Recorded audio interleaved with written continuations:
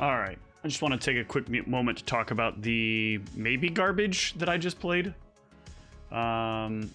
So I actually think I would still like the deck. I think it's an interesting concept. I see some flaws I made. This deck was literally less than an hour old, hour and a half maybe, when I had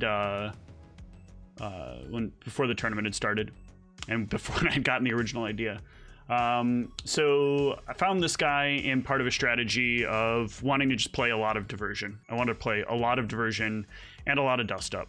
I think these two cards are incredible. The original strategy behind the deck at first was I just wanted to play Celerity, Potence, and Enter Combat. So I was first looking at Beast and Theo for obvious reasons. And then I saw this guy, and the deck kind of changed direction pretty quick. So it's kind of a weird deck, playing 1 of 4 just cause, playing 5 Fame, playing a Hunting Ground.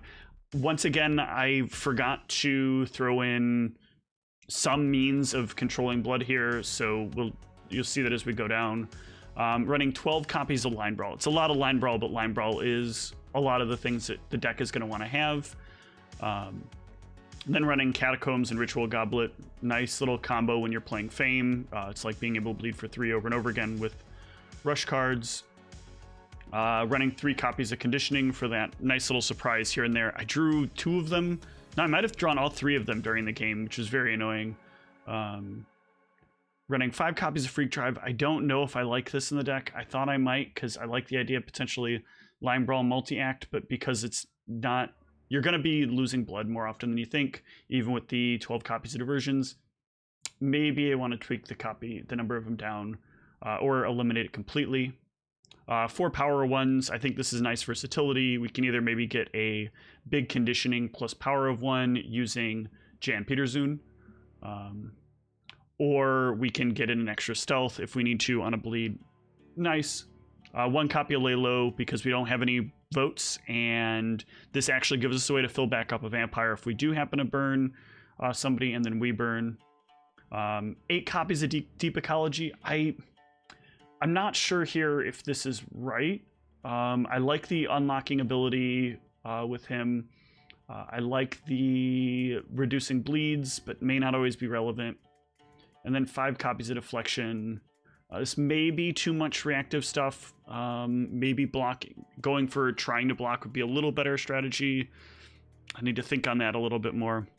Otherwise, I think I was overall happy with the combat package, but originally it was 11 of each of Disarm, Diversion, Dust Up, and Ground Fighting. I dropped the Ground Fighting because you really don't need to have the Ground Fighting as much. You can use Diversion and Dust Up as reactionary stuff to keep you alive. Disarm, we're not always going to get a hit on Disarm, so having too many can be a problem.